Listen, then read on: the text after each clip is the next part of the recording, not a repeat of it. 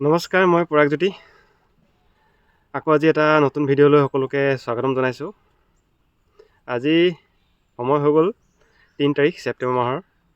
অক্টোবৰ মাহৰ 3 তাৰিখৰ পৰা আমাৰ ফিজিকেল আৰম্ভ হ'ব, এইটো সকলোৱে জানেই।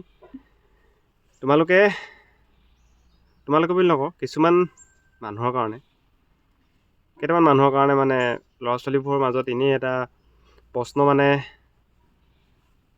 আহিছে, মানে কি আমাৰ ইণ্টাৰভিউ অক্টোবৰত নহ'ব নেকি?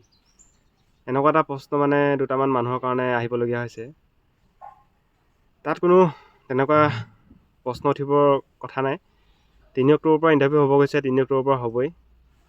আৰু কিছুমানৰ মনত কি হৈছে, আমাৰ মামাই মানে কি পটককৈ কথা কওঁতে মানে 2 তাৰিখ বুলি কৈ দিয়ে অক্টোবৰৰ। ইণ্টাৰভিউ 2 তাৰিখে হওক, 3 তাৰিখে হওক, এদিন দুদিন ইফাল সিফাল হ'লে একো নহয় আমাৰ। সেইটো কাৰণে তোমালোকে সেইটো কথাত ইমান গুৰুত্ব নিদি নিজৰ ফিজিকেল জাম্প, চিন-আপ এইকেইটাত গুৰুত্ব দিয়া। তেনেকুৱা মানুহ আছেই, সেইবোৰ কৈ থাকিব মানুহে। কিছুমানে বনাব ইণ্টাৰভিউ ডেট আগবাঢ়ি গ'ল নেকি, এনেকুৱা এটা ছিষ্টেমত বনায়। এইবোৰ একচুৱেলি সিহঁতৰ নিজৰ প্ৰফিটৰ কাৰণে হয়, তোমালোকৰ নিজৰ প্ৰফিটৰ কাৰণে নহয়। সেইটো কাৰণে তোমালোকে সেইটো কথাত গুৰুত্ব নিদিবা।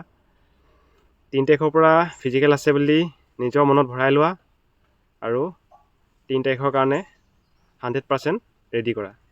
বাদ বাকী সেইবোৰ কথা মন দি লাভ নাই, আৰু সেইবোৰ কথা ভাবিও লাভ নাই। সেইবোৰ সময় নষ্ট কৰি এনেই লাভ নাই। দৌৰি থাকা, পঢ়ি থাকা, জাঁপ মাৰি থাকা, চব কৰি থাকা। এইখিনিয়ে আমাৰ এতিয়া বৰ্তমান কাম। এইখিনি সময় আৰু তোমালোকে ঘূৰাই নোপোৱা, 1 মাহ 1.5 মাহ যিটো আছে, সেইটো কাৰণে কষ্ট কৰা যিমান আছে। তোমালোকে এতিয়া ফিজিকেলত 31-32 আনিব চোৱা, তেতিয়াহে ৰিটেন দিবলৈ পাবা। আৰু এটা কথা কি, আমাৰ এডমিট কাৰ্ড কেতিয়া দিব? সকলোৰে মাজত সেইটোৱে প্ৰশ্ন, মোৰো সেইটোৱে প্ৰশ্ন যে মই এডমিট কাৰ্ডখন কেতিয়া পাম। মানে চাবলৈ গ'লে এডমিট কাৰ্ডখন এতিয়ালৈকে ন'টিচ এটা দিব লাগিছিলে, কাৰণ আমাৰ ল'ৰা ছোৱালীখিনি ফিজিকেলৰ কথা আছে। তথাপিতো চোৱাচোন, 10 তাৰিখৰ ভিতৰত হয়তো ন'টিচ পাব পাৰা, 10-15 তাৰিখৰ ভিতৰত ন'টিচ এখন দিব এডমিটৰ। তাৰ 7 দিনৰ পাছত এডমিট কাৰ্ড পাই যাব। সেইটো কাৰণে তোমালোকে ইমান চিন্তা নকৰিবা।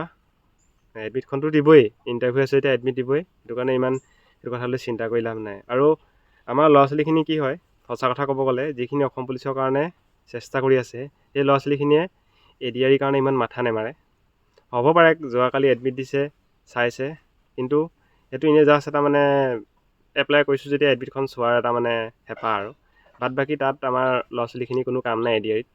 যিখিনি মানে দৌৰি আছে, যিখিনি মানে ভাবিছে যে মই ADR ৰ কাৰণে নপঢ়োঁ, মই অসম পুলিচৰ কাৰণে পঢ়িম, সেই ল'ৰা ছোৱালীখিনি মানে এনেই এটা জাষ্ট মানে এটা হেৰি হৈ আছে, দিম আৰু পৰীক্ষা। কিছুমানটো দিবলৈও নাযায়। আৰু একচুৱেলি সঁচা কথা যে যিখিনি ল'ৰা ছোৱালীয়ে পঢ়া নাই ভালকৈ ADR ৰ কাৰণে, সেইখিনি ল'ৰা ছোৱালীয়ে ADR পৰীক্ষা দিবলৈ নোযোৱাই ভাল। কাৰণ যোৱা মানে এদিন দুদিন লছ, প্লাছ তোমাৰ পইচাও যাব 1000 টকাৰ ভিতৰত। কাৰণ ওচৰে ডিষ্ট্ৰিক্ট পৰা নাই জেগাবোৰ, ডিষ্ট্ৰিক্টৰ একদম ইমূৰৰ পৰা সিমূৰত পৰিছে, লোকেল জেগাত পৰা নাই। সেইটো কাৰণে যিখিনি ল'ৰা ছোৱালীয়ে পঢ়া নাই, সেইখিনি ল'ৰা ছোৱালীয়ে মানে ADR পৰীক্ষা নিদিয়াই ভাল হ'ব। বিশেষকৈ 15 তাৰিখৰ পৰীক্ষাটো, কাৰণ এইটো 15 তাৰিখৰ পৰীক্ষা মানে চবতকৈ ADR ৰ ভিতৰত চবতকৈ টাফ এইটোৱে হয়। কাৰণ ইয়াত কম্পিটিশ্যন বেছি। হায়াৰ ছেকেণ্ডেৰী পাছখিনিও ইয়াত যাব, গ্ৰেজুৱেটখিনিও ইয়ালৈ আহিব। সেইটো কাৰণে এইটো অলপ পৰীক্ষাটো টান হয়। এই পৰীক্ষাটো কোৱালিফাই কৰাটো ইমান সহজ কথা নহয়। গোটেই APSC দিয়াখিনিয়ে ইয়াত সোমাই থাকে আহি পিনে, আৰু বাদ বাকী পঢ়াখিনিতো আছেই। সেইটো কাৰণে যিখিনি গ্ৰেজুৱেশ্যনৰ কাৰণে এপ্লাই কৰিছে, সেইখিনি গ্ৰেজুৱেশ্যনৰ কাৰণে ভালকৈ পঢ়া, আৰু যিখিনিয়ে 4th গ্ৰেডৰ কাৰণে এপ্লাই কৰিছে, সেইখিনিয়ে 4th গ্ৰেডৰ কাৰণে পঢ়া ভালকৈ। এইটো পৰীক্ষাত ইমান মাথা মাৰি লাভ নাই। এইটো অলপ কম্পিটিশ্যনটো টাফ হয়, আৰু ইয়াৰ কোৱালিফাই কৰিবলৈ অলপ টান হয়। আৰু অসম পুলিচৰ কাৰণে যিখিনিয়ে প্ৰিপেৰেশ্যন কৰিছে, সেইখিনিয়েতো এইটো পৰীক্ষালৈ নোযোৱাই ভাল হ'ব। কাৰণ এনেই সময় নষ্ট কৰি লাভ নাই। তাৰ নেকি সেইদিনা তুমি দৌৰি দিবা বা দুটামান প্ৰশ্ন পঢ়ি দিবা, সেইটোৱে তোমালোকৰ কাৰণে ভাল হ'ব। আৰু যিখিনিয়ে মানে এইটো পৰীক্ষাৰ কাৰণে চেষ্টা কৰি আছে, সেইখিনি যোৱা। সেইখিনিয়ে কাৰণ পঢ়ি মেলি যাব, সেইখিনিয়ে পাৰিবও, সেইখিনিয়ে কম্পিটিশ্যনো কৰিব। সেইটো কাৰণে এইখিনিয়ে কথা ক'লোঁ মই কথাকেইটা গুৰুত্ব দিবা। আৰু এডমিটটো পাই যাবা, তোমালোকে চিন্তা কৰিব দৰকাৰ নাই। আৰু এনেই এইবোৰ ইণ্টাৰভিউ আগবাঢ়িব পিছ পৰিব, এইবোৰ মাথা মাৰি লাভ নাই।